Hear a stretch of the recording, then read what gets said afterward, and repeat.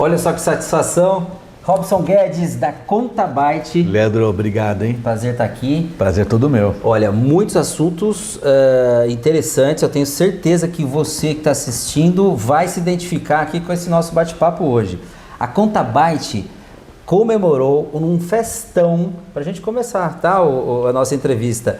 11 anos de intensas e excelentes atividades. Eu sei de como é recomendada a sua empresa aqui em toda a nossa região. Você tem clientes até fora do estado de São Paulo e é muito bom poder comemorar. Sede bonita, equipe, não é, toda bem instalada. É isso, Robinho, parabéns. Obrigado. E o pessoal já está vendo imagens da festa, hein? Tava legal. lotada a Contabyte aqui no dia, hein? Foi bem prestigiada, né? Foi Olha, bem legal. Muita gente, né? E festa boa é festa com amigos e clientes, né? É o que você tinha aqui na semana passada, foi agora há pouco, né? Eu acho que assim, o meio empresarial hoje ele vive de movimentos, né?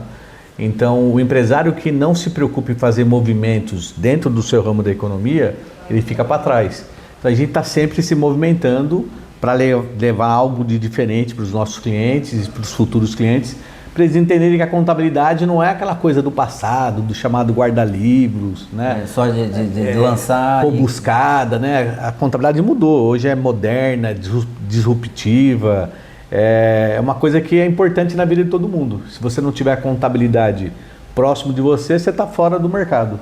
Olha, e como é importante, e como é um escritório de contabilidade, um contador, uma equipe de contabilidade hoje precisa funcionar como um conselheiro.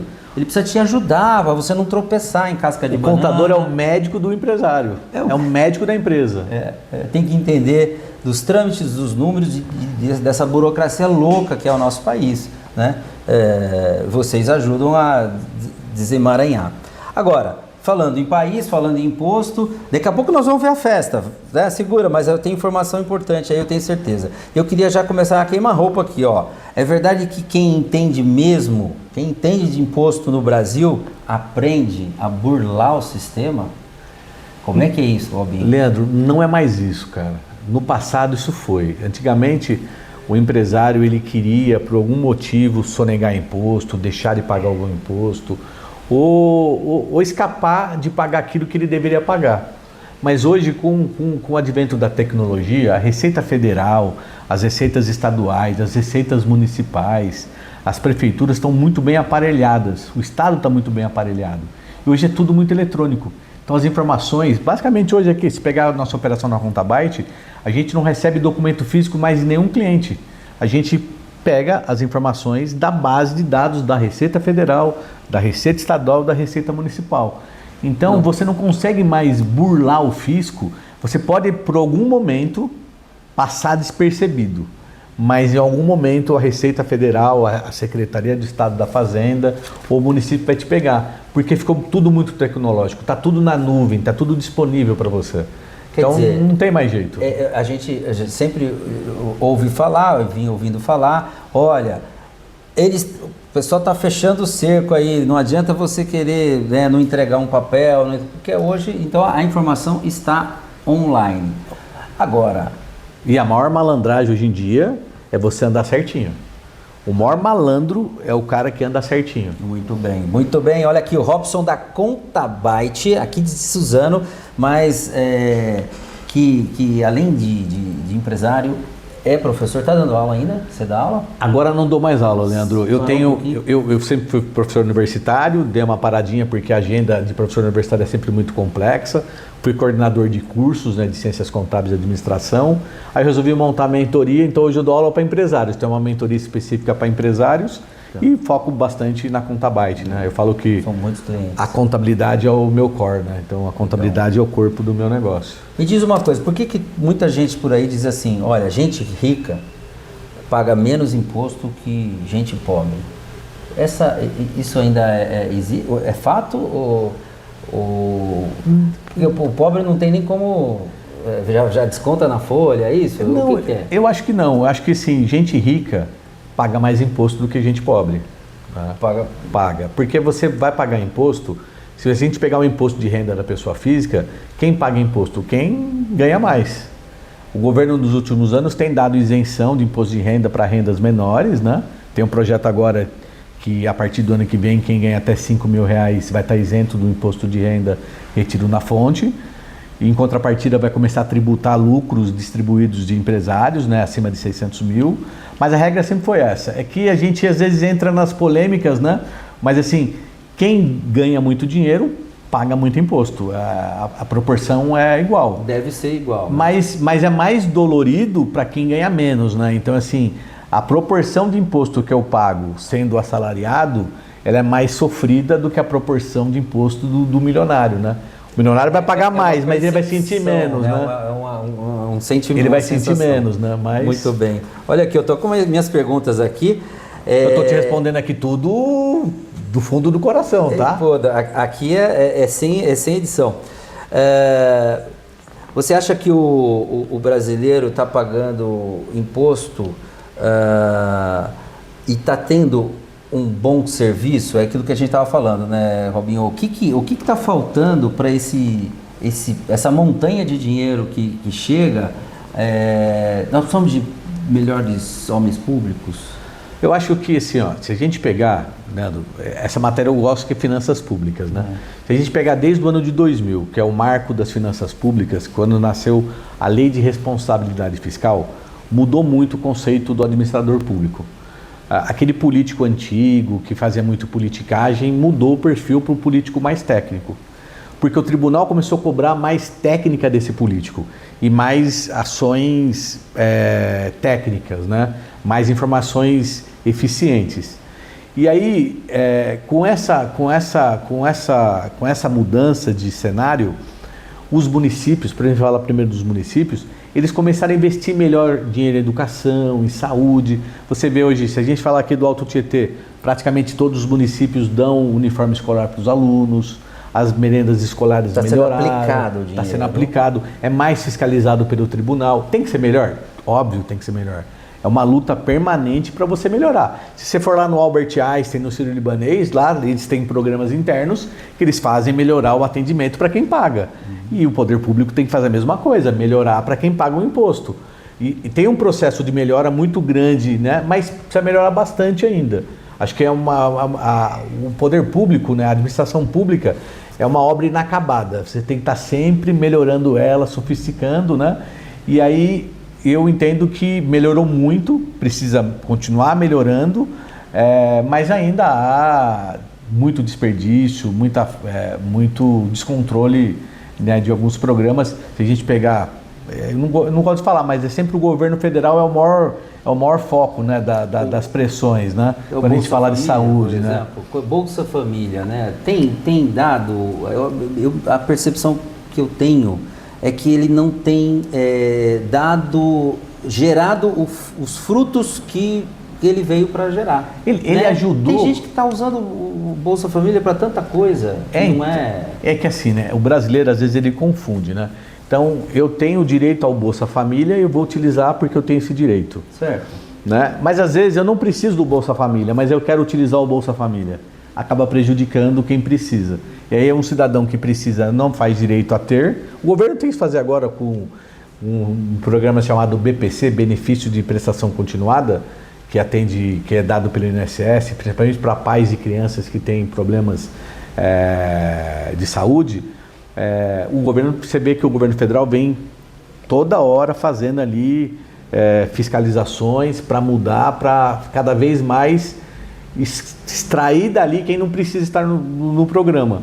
E o Bolsa Família, ele veio num momento lá atrás que ajudou mesmo a tirar um pouco da pobreza, mas também tirou um pouco do mercado de trabalho. São coisas que a gente não gosta de falar, mas tem que falar.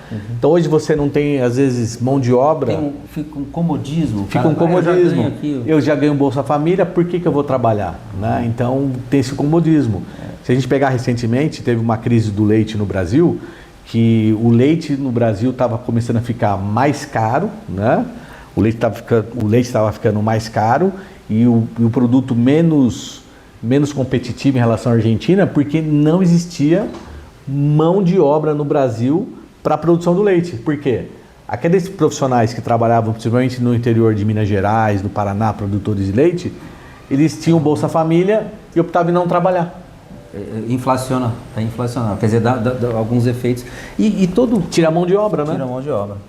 Todo bom programa, ele tem o começo, meio e o fim, né? Ele não pode ser ad eterno, né? Porque senão se você cria Exatamente. Que, Você tem que recuperar a pessoa, reincluí-la na sociedade, dar possibilidades para ela seguir sem a necessidade do programa, né? Tem um pouquinho mais de ambição, né? De querer crescer, né? Sim. Voltando aqui agora para a área privada, né? Dos empresários, pequenos, médios, grandes. Mas, não tem jeito, você precisa dar uma dica. Como é que faz para pagar menos imposto? Assim, porque às vezes, talvez o grande tenha uma boa assessoria, né? Mas o médio, o pequeno, às vezes ele pode estar dando bola fora lá, pagando o que não precisava, ou na classificação, não é? Como que paga menos imposto, Robin? Conta aí para eles. Pagar menos imposto, a gente tem uma forma simples da gente resolver, e é simples mesmo. Ou pagar certo, não pagar errado, sei lá. Pagar menos imposto é pagar o imposto certo. Como pagar? Planejamento tributário, Leandro. Se você fizer um bom planejamento tributário, você vai encontrar o imposto certo para a sua empresa. A gente conhece, é muito disseminado aí na sociedade, as empresas optantes do regime do Simples Nacional. Então, eu montei minha empresa, vou entrar no Simples Nacional porque o imposto é mais barato. É o grande engano do empresário. Porque pode ser ou não? Aí cabe uma análise? Cabe uma análise. Para quem está começando um negócio pequenininho, com faturamento de 30, 40, 50 mil por mês, o Simples é bom. Mas para quem já está faturando mais de 100, 200, já não é. Por quê? O Simples Nacional ele vai observar o total do seu faturamento. E ele te tributa sobre o total do seu faturamento. Então, vamos imaginar que você lá... Total bruto. Vamos imaginar que você lá, o Leandro, na Cidade Viva, na sua empresa. Você tem lá o total do seu faturamento e o total do seu faturamento não é o seu lucro. Você tem as despesas, né, de compra de equipamentos, funcionários, folha de pagamento, etc. Você é tributado no Simples pelo total do faturamento. A Receita vai se tributar pelo que você faturou. E, na verdade, o que você faturou não é o seu lucro. Às vezes, a margem do empresário é 10%, 15%, 20%. E aí eu estou pagando mais imposto porque eu não fiz um planejamento tributário para encontrar um outro regime, por exemplo, do lucro real. Vou dar um exemplo que é muito forte hoje. Quem começa com e-commerce? Hoje as pessoas estão começando com e-commerce e começa a vender muito. O pessoal começa a vender roupa íntima, material de beleza, começa a vender bebida, tudo que você pode imaginar. A gente atende aqui na Contabyte hoje mais de 100 e-commerce. Você pode imaginar, a gente atende todo panela de pressão, cara que vende cabo de panela de pressão. Tudo pela internet. Tudo pela internet. A pessoa começa a vender ali 5 mil por mês, de repente ela está vendendo 500, 600 mil por mês. E aí, esses 600 mil não é o lucro dele, porque ele compra o material, ele vende e a margem é pequenininha. Se ele está no Simples, o que ele está fazendo? Está perdido, né? Está perdendo dinheiro. Ele vai ter duas saídas. A primeira é não pagar o imposto e gerar um passivo gigantesco, ou se ele pagar o imposto dele, não sobrar no bolso. Então, aí é onde entra o planejamento tributário. É você fazer o planejamento tributário para o seu cliente, ou o cliente procurar um contador que esteja disposto a fazer isso. Aí você vai poder pagar o imposto certo, que é o imposto que você precisa. É o jeito que a gente fala, pagar menos imposto. Não é que você vai, o percentual não vai cair, porque... Mas você pode pagar o justo, né? Pagar o justo. Vamos lá para o pequeno que está começando, o MEI. O MEI foi um fenômeno no Brasil, né? O MEI já existe há alguns bons anos aí e me parece que é bom, mas tem gente que comenta assim, o MEI não é para enganar o cara sai da empresa e monta um MEI, aquela coisa tal, ou não, ou ele tem a chance de ter certas vantagens, uma certa independência. É que o MEI... Como é que é o MEI? Como é que você vê o MEI? Então, o MEI, quando ele foi criado justamente, o governo criou o MEI para tirar da informalidade o empresário, né? Então, assim, eu comecei a vender um salgado, comecei a vender um pastel. Na praça ali. Comecei a trabalhar de manicure, comecei a trabalhar como lavador de carro, ou qualquer outra profissão. Eu começava pelo MEI, porque com o MEI eu tinha a garantia, tenho ainda, a garantia previdenciária. Se eu ficar doente, eu tenho INSS, se eu ficar grávida, eu tenho INSS, né? E eu poder ter nota fiscal. Só que os anos foram se passando e o limite do MEI ficou muito baixo. Então hoje, o limite de faturamento do MEI é R$81 mil. Leandro, depois da pandemia, tudo mudou, os preços mudaram. Então, hoje, R$ 80.000, quem cria um MEI, quem cria uma empresa, fatura R$ 80.000 em 2, 3 meses. Então, o MEI já não é mais apropriado para aquele empreendedor que tem uma visão de negócio, porque ele vai começar, eu falo para todo mundo, o cara às vezes senta comigo, você quer abrir um MEI? Vamos pular disso, porque em 3 meses você já é uma microempresa. Então, quem tem a mente empreendedora, quem sabe trabalhar com alguma coisa boa, não precisa ser MEI. Mas o MEI ainda tem esse efeito benéfico para a sociedade, que é a proteção social, né? E tem bastante, tem muito optante pelo MEI. Por exemplo, vamos lá, nossa audiência é muito ampla, eu tenho muitos amigos que fazem Uber. O Uber, ele precisa ou não precisa ser MEI? É bom o Uber ser MEI? Vamos falar para o pessoal que faz. Muita gente faz Uber. Eu acho que assim, o Uber ele pode ser MEI porque ele tem uma garantia previdenciária. Tá. Né? Agora, se ele supera o faturamento dos R$ 81.000, ele precisa procurar um contador para ele fazer um planejamento. De repente, ou ele fica no CPF mesmo? Ele também pode dividir no CPF, né? O Uber ele tem algumas particularidades e tem até um projeto do governo criando a profissão do Uber, né? Regulamentando, né? Mas o MEI, fundamentalmente, tanto para o Uber, tanto para qualquer tipo de profissional, é a garantia previdenciária, poder aposentar. Se a gente pegar o ano passado, começaram os primeiros MEIs, porque a lei que criou o MEI fez 15 anos no ano passado, e os primeiros contribuintes de INSS do MEI estão se aposentando agora, garantindo a aposentadoria. Então, esse papel social é importante, mas na parte fiscal hoje ficou desatualizado. O governo vai precisar, tem alguns projetos no Congresso Nacional, tentando ampliar a base de cálculo, né? Do MEI, para as pessoas poderem, porque qual que é a grande vantagem do MEI? Você vai pagar ali R$ 70 por mês para você ter a sua tranquilidade, ter a sua nota fiscal, para você é um imposto fixo, né? Então é importante essa simplicidade, tanto no recolhimento como no valor. E aí, às vezes nem precisa do contador. O MEI não precisa do contador. Ele pode. A lei estabelece que as contabilidades para para microempreendedores individuais estão dispensados. O MEI não precisa fazer contabilidade. Tá. Mas tem algumas dúvidas, né? Aí tem alguns enfrentamentos. Ele não precisa fazer contabilidade, mas ele precisa fazer declaração de imposto de renda. Direitinho. Precisa fazer declaração de imposto de renda. Então, o governo dá com uma mão, mas tira com outra. Você tem que estar sempre muito, muito prevenido, né?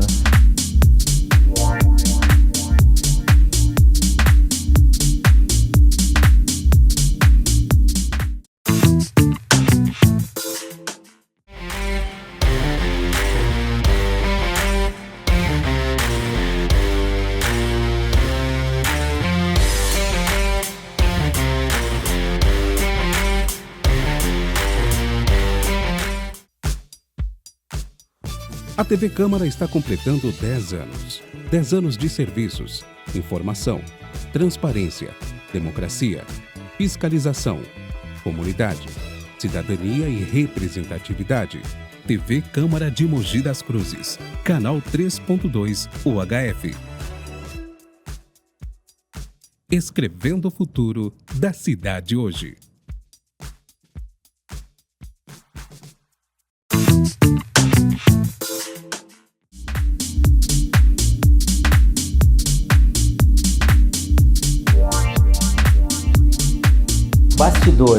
Bastidores, o Robson Guedes aqui, carinhosamente conhecido como Robinho, né, Robinho? Muitos anos já de experiência.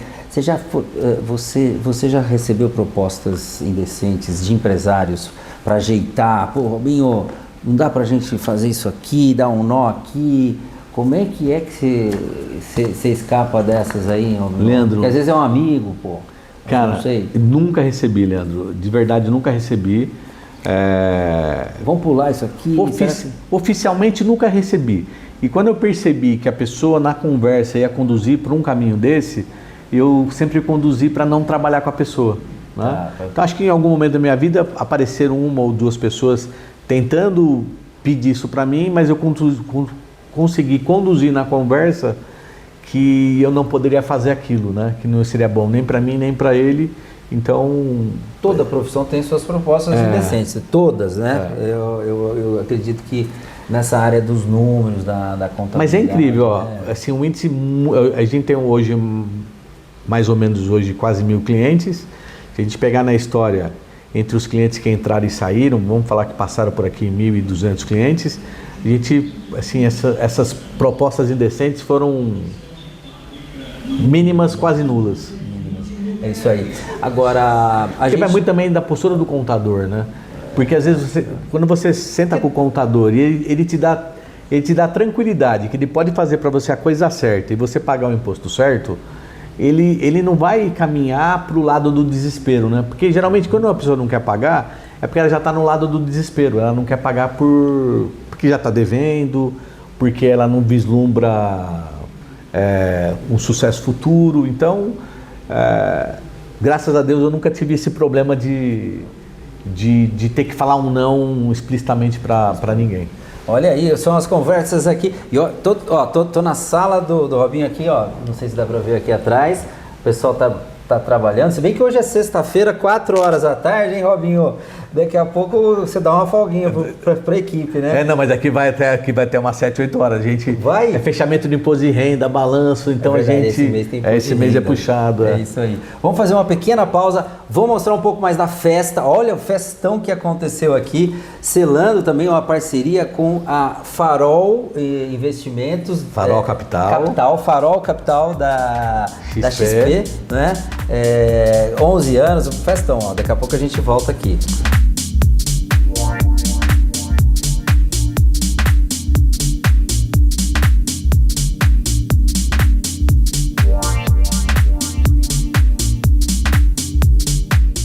Então a gente tem o simples, tem o lucro real, o presumido e o lucro real. Onde é que é melhor para, por exemplo, um prestador de serviços, Robinho, por exemplo? Olha, no Simples Nacional, pra gente falar, vamos falar de fiscalização, né? Que é o grande, né? Que é o grande medo, né, das pessoas. Nossa, né? Meu Deus do céu, será que eu estou fazendo tudo certo? Será que eu estou errando? Será que às vezes não estou declarando 100% do que eu vendo? Como é que é isso? No Simples Nacional, você tem uma malha de fiscalização menor da Receita Federal. O olhar é menor porque é um volume maior de contribuintes e a malha é menor. No lucro presumido, a mesma coisa, porque o governo já entende que você tem um lucro. O governo entende que, por presunção, fala presumido. Então, ele presume que você tenha no comércio 8% de lucro e no serviço 32%. E no lucro real, o governo vai te tributar pelo seu lucro. Então, é você que demonstra para o governo qual é o seu lucro. Então, se você demonstrar prejuízo, você não vai pagar imposto. O governo toda hora vai ver, toda hora você tem prejuízo? Como você está aberto aí? Ele vai te fiscalizar. Só que o governo federal, a Receita Federal, ela tem um mecanismo chamado um mecanismo de autorregulamentação. Então, se ele identificar uma empresa do Simples Nacional, ou até do lucro real, do presumido, com movimentações que não são compatíveis, ele vai mandar uma carta chamando o contribuinte para ele se autorregularizar. Ó, Leandro, você movimentou 500 mil, mas você emitiu 1 milhão de nota, mas movimentou 2 milhões. Tá certo? Aí o Leandro vai responder, não, tá certo, tá errado, e ele tem um momento da autorregulamentação, ele vai se autorregulamentar. Porque ele pode estar investindo. Ele pode estar investindo. Tem 2 milhões. Pode ter, por exemplo, uma conta da empresa que está recebendo dinheiro que não é um dinheiro de receita, de vendas, né? Um imóvel que ele vendeu. Pode ser, acontece isso de fato. Sim. Então o governo dá essa possibilidade de você se justificar. Se você se justificar, tá tudo certinho, passou. Se você não se justificar, vem a multa. E se você achar que você está errado, você se autorregulariza e vai pagar o imposto que você não pagou. Então o governo dá essa primeira oportunidade hoje para você se autorregularizar, esclarecer aquilo que apareceu de divergente, né? Boa. Não tem mais aquele caráter punitivo logo de cara, né? Existe para aquelas operações grandes que a Polícia Federal faz, Receita Federal, quando já são casos que fogem do padrão da normalidade, né? Que aí já existe a sonegação fiscal declarada, né? A reforma tributária, a reforma tributária, polêmica, uns acham que vai complicar mais, outros acham que vai aumentar o imposto. Robinho, a sua síntese sobre o que vem aí e o que os empresários já precisam estar ligados já, esse ano, 2025. 2026 ela começa a já ser aplicada. O que vem aí? A reforma tributária nasceu, Leandro, de uma necessidade de muitos e muitos anos dos governos que se passaram, de mudar o mecanismo de como é o sistema tributário nacional. Que era um sistema arcaico, com milhares de leis para você trabalhar. Então as empresas tinham que gastar muito com consultoria financeira, tributária, para poder se enquadrar dentro de uma regra, para poder se enquadrar na conformidade das regras fiscais, né? E aí o governo federal, e aí veio desde a época lá do Bolsonaro, foi aprovada acho que no governo Lula, né? Então é um projeto de vários governos. Ela foi aprovada com um grande objetivo: simplificar a legislação, não reduzir imposto. Então, essa reforma tributária ela vem para simplificar a forma de você apurar os impostos, de como entender como esses impostos são calculados, mas não diminuir a base tributária. Tanto é que a base tributária, a alíquota padrão é de 28%. Então, nós vamos começar em 2026 com 28% de alíquota padrão. Então, qualquer empresa vai ter ali uma alíquota padrão de 28%. Óbvio que você tem ali exceções para educação, saúde, para os alimentos da cesta básica nacional de alimentos. Você vai ter exceção ali para profissionais liberais com redução de base de cálculo de imposto, mas o imposto vai ficar mais caro. E aí no geral, você diz? No geral. E aí o empresário que não estiver preparado com uma boa contabilidade, ele vai sentir um tranco no caixa dele muito forte. Ele vai perceber que ele vai pagar um outro imposto de uma forma muito rápida. Já em 2026? Já em 2026, porque em 2026 começa um período de transição. Nós vamos pegar a regra antiga, que existia até a aprovação dessa regra, e a regra nova. Nós vamos trabalhar com gradativamente a regra nova crescendo e a regra velha terminando, né? Então há um desmame e há um crescimento ali, né? Então há esse período de transição. Sai o ICMS, sai o ISS, vem a CBS, o IBS, vem impostos novos, vem uma forma nova de calcular, vai ter reflexo para os municípios, porque agora o imposto vai ser recolhido onde o consumo realmente acontece, porque hoje muito do que é produzido no país, o imposto é pago na produção. Agora com a reforma tributária, o imposto vai ser pago aonde ele é consumido. Então, se eu consumo em Suzano, o imposto fica em Suzano. Se é consumido em São Paulo, fica em São Paulo. É bom sinal, me parece, então. Porque o dinheiro não precisa ir para Brasília e voltar? É um bom sinal, Foi também uma briga também entre quem discutiu a reforma tributária de repartir melhor o bolo do dinheiro federal, né? De não ficar muito concentrado na base da União e dividir isso de uma forma mais equitativa, né? Mas é um momento que vai todo mundo... O brasileiro deixa tudo sempre à última hora. E ninguém está preocupado com isso. E a hora que começar a acontecer... Tem gente que vai pegar no susto. Assim, vai pegar. O que está acontecendo isso, aqui? Vai. Agora, e está longe de ser parecido com aquele sonhado imposto único, o IVA que tem, né, sei lá, onde tem, não é na Argentina mesmo, né? A Argentina, aliás, está dando um show aí, o Milei, parece que está acertando o país, que você paga 10% lá no consumo, lá no caixa. Essa reforma tributária criou o IVA, o Imposto de Valor Agregado, mas ele tem as suas subdivisões com CBS, IBS, vai melhorar bastante porque, como eu falei, né, o imposto do valor agregado ele vai ser calculado ali aonde ele é consumido, não vai ter mais aquele efeito cascata, né? Eu pago, quem fabrica paga, quem compra paga, quem fabrica paga, quem vende paga, né? Ele vai ser pago só num único momento, que é o momento do consumo. Tá, tudo bem.